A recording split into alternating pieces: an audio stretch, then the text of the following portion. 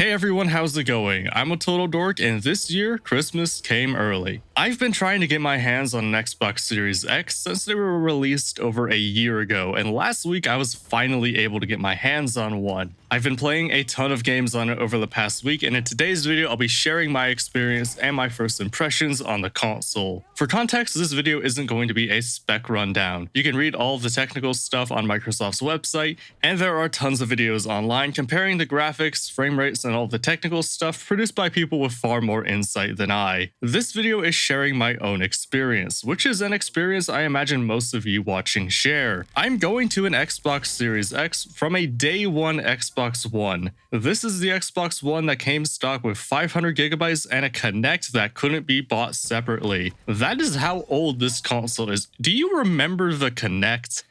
That's a topic for another day, but anyway, let's get into it. Before we even get to turn on the console, there's two things I noticed as soon as I started opening the box. For one, the packaging was really nice. There's tons of neat little folds to keep spare wires where the controller was put in the box, and as someone who keeps all of my boxes for resale value, I definitely notice and appreciate that kind of stuff. The other thing I noticed, and the far more important thing, was that the Series X isn't nearly as big as I thought it would be. All of the advertising makes this thing look huge, and the memes online compare it to a refrigerator. And while those were definitely hyperbole, if I weren't aware of the marketing or any of the discourse online, I wouldn't think about the size at all. It's only a little taller than the original Xbox 360 and has way less depth. Granted, it's a lot wider than the Xbox 360, but that's also inherent with the shape. Even if all that extra width wasn't necessary, you would want it to be wider so it doesn't just fall over. Granted, this is a shape that might be difficult to fit into some entertainment stands if you wanted to play this on the TV in your living room, but I wouldn't think about the shape if nobody mentioned it. Anyway, once I turned my console on, signed into my account, and started downloading and installing all of my games, I realized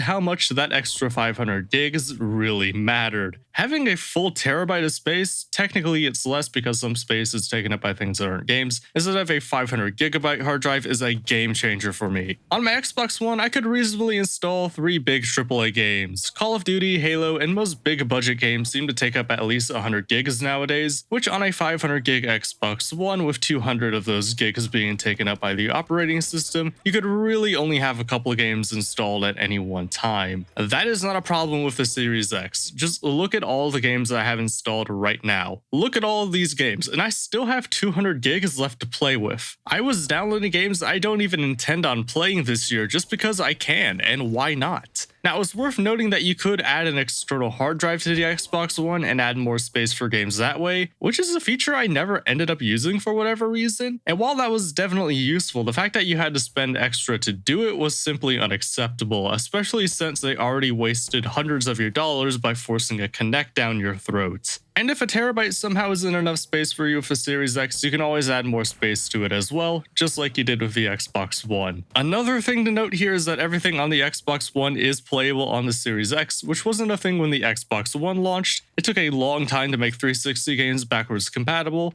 and it's great to have this feature for day one. Or day like 400 for me, but close enough. Now, one of the biggest draws for the Series X are the specs and processing power, and if you look at the spec sheet, it's pretty impressive. It was one of the things I was looking forward to with the Series X, but a problem I ran into that I imagine a lot of you will also run into is that the monitors I use and the capture card I use for videos doesn't support the highest settings the Series X can provide. My monitors can only do 1080p, so I would have to buy an entire new monitor on top of my brand new console to get the most out of my Series X, and I would have to get an entire new capture card to record it all in 4K. Now, I don't intend to buy a 4K monitor and a new capture card anytime soon, but this situation is probably indicative of an experience a lot of you might have if you buy a Series X. You look at that spec sheet and get excited about playing your games in 4K without realizing the rest of your rig simply can't support it. Now, if this console lasts another 8 years, this almost certainly won't be a problem. You'll upgrade your monitor at some point in that time, but maybe that means you don't get an Xbox Series X right away. However, one part of the spec sheet that you'll notice regardless of the rest of your rig is the decreased load times, which is definitely noticed and appreciated. The games I played tend to not really need this sort of thing, but I can definitely see and notice the difference, and I'm sure it's a world of difference with games that have a long loading time.